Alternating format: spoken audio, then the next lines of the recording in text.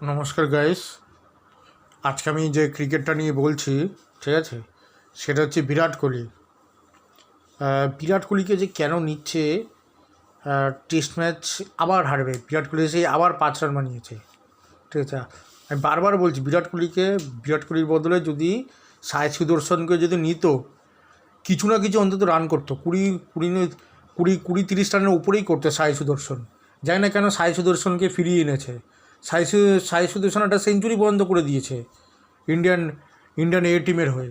সেই সাই সুদর্শনকে দেশে আবার ফিরিয়ে এনেছে, ঠিক আছে। তো সাই সুদর্শন মানে সাই সুদর্শন কেন যে বাদ দিল আমি তো বুঝতে পারছি না। বিরাট কোহলি সেই সেই আজ মানে লাস্ট 10টা ম্যাচে দেখবেন ওর এভারেজ 20ও হয়নি, ঠিক আছে, লাস্ট 10টা ম্যাচে। তো এত খারাপ পারফরমেন্স করেই যাচ্ছে, তাও ওকে খেলাচ্ছে। আবার সেই 5 রান আউট হয়েছে বিরাট কোহলি, ঠিক আছে। অন্যান্য ব্যাটসম্যান যা হোক রান করেছে, ঠিক আছে। তারপরে হচ্ছে আবার সেই রোহিত শর্মা সেকেন্ড ম্যাচ থেকে আবার সেই আসবে।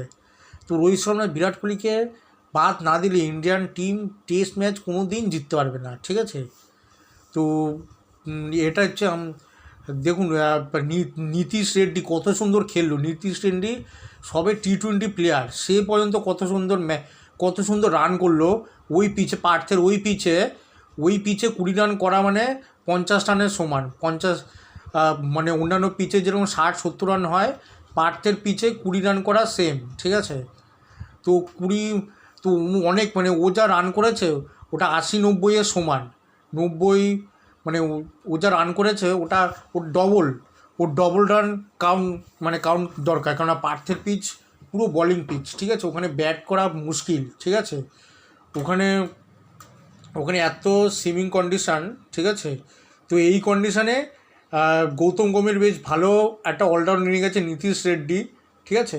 আর একটা অলরাউন্ডার থাকলে ভালো হতো, রমনদীপ সিংয়ের মতো একটা অলরাউন্ডার থাকলে এই সব পিচের জন্য, ঠিক আছে, এই সব পিচের জন্য ফাস্ট বোলিং অলরাউন্ডার দরকার, ঠিক আছে। রমনদীপ সিং আছে, ঠিক আছে। বিভিন্ন এই ফাস্ট বোলিং অলরাউন্ডারদের গ্রো করানো দরকার, ঠিক আছে, যাতে যাতে ফাস্ট বোলিং অলরাউন্ডার যাতে আসে, আর এরা ব্যাটিংও করতে পারে বোলিংও করতে পারে, দুটোই করতে পারে, ঠিক আছে। তো আর একটা ভালো বলার প্রসিদ্ধ কৃষ্ণা, ঠিক আছে, টেস্ট ম্যাচে ভালো ইন্ডিয়ান হয়ে ভালো পারফরমেন্স করেছিল। ওকে হর্ষিত রানের বদলে ওকে চান্স দেওয়া উচিত ছিল, ঠিক আছে। তো যাই হোক, তো বিরাট কোহলি, ঠিক আছে, আবার সেই খারাপ খেলা শুরু করে দিয়েছি বিরাট কোহলি, ঠিক আছে।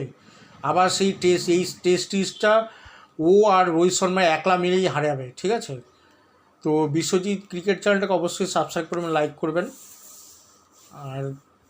আর কিছু বলার নেই। আর নেক্সট যে আইপিএলটা হচ্ছে, ঠিক আছে, কেকেআরকে আমি বলছি যে বিদেশি বলারের পেছনে না ভেগে, ঠিক আছে, বিদেশি বলার যদি নিয়ে আসে 20 কোটির ওপরে, ভালো বিদেশি বলার যদি চায়, ঠিক আছে, তাহলে 20 কোটি টাকার ওপরে কেকেআরকে খরচা করতে হতে পারে। তো কেকেআরের দরকার হচ্ছে নটরাজন, ঠিক আছে, নটরাজন কিংবা আর্শদীপ সিং, ঠিক আছে। ইন্ডিয়ান বলার দরকার, ঠিক আছে, ভালো ইন্ডিয়ান বলার দরকার। নটরাজনকে নেওয়া দরকার, নটরাজনের পেছনে দরকার, ঠিক আছে, পেছনে ভাগা দরকার। এছাড়া যে একটা কাম্বোজ বলে একটা প্লেয়ার আছে, ঠিক আছে, ভালো বলার, ঠিক আছে। তো যে ডোমেস্টিক ম্যাচ যারা খুব ভালো খেলেছে সেরকম একটা বলার দরকার ইন্ডিয়ান টিমের, ঠিক আছে। অযথা বাইরের দেশের, ঠিক আছে, বলারের পেছনে 20-25 কোটি টাকা খরচা করার কোনো দরকার নেই। 20-25 কোটি টাকা দিয়ে যদি কোনো বলার নেয়, ঠিক আছে, তাহলে এইখানে ব্যাটিং খুব উইক হয়ে যাবে। ভালো একটা পাওয়ার হিটার ব্যাটসম্যানের দরকার আছে, সারফান রাদারফোর্ড, ঠিক আছে। তারপরে হচ্ছে কেননা ইন্ডিয়ান আইপিএলের যদি হয়, ঠিক আছে, সেখানে পাওয়ার হিটারের খুব দরকার, ঠিক আছে।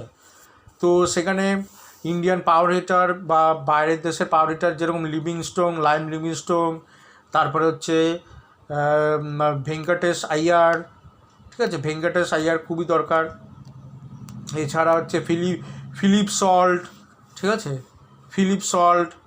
অ্যারন হার্ডি, তারপরে ওয়েস্ট ইন্ডিজের অলরাউন্ডার, ভালো অলরাউন্ডার আছে, প্রচুর অলরাউন্ডার আছে ওয়েস্ট ইন্ডিজের, ঠিক আছে।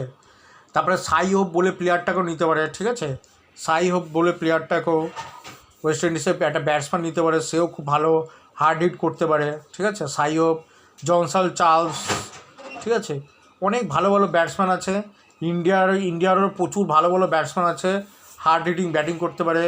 তো কেকেআরের দুজনকে, ঠিক আছে, এমন কেকেআরের ম্যানেজমেন্টে দুজনকে এমন একটা দায়িত্ব দেওয়ার দরকার, ঠিক আছে, দুজনকে, একজন হলে হবে না, দুজনকে, যারা কি ডোমেস্টিক থেকে, যেরকম বিজয় হাজারে ট্রফি, রঞ্জি ট্রফি, তারপরে যে বিভিন্ন রকম যে রাজ্যের যে টুর্নামেন্টগুলো হয়, টি-20 টুর্নামেন্ট, তারপরে বিভিন্ন জায়গায় যে টি-20 টুর্নামেন্ট হয়, সেখান থেকে ভালো ভালো power hitter, Indian power hitter খুঁজে বের করে নিয়ে আসা, ঠিক আছে, দুজনকে দিতে হবে, একজনকেই দিলে হবে না, দুজনকে সবসময় লক্ষ্য রাখতে হবে, ফলো রাখতে হবে, কোন কোন প্লেয়ার কী মানে কীভাবে তাদের মানে টাইমিং হচ্ছে, মানে কীভাবে তাদের গ্রোথ হচ্ছে, কীভাবে তারা খেলে, ঠিক আছে, ভালো ভালো পাওয়ার হিটার ব্যাটসম্যান, ঠিক আছে, এইসব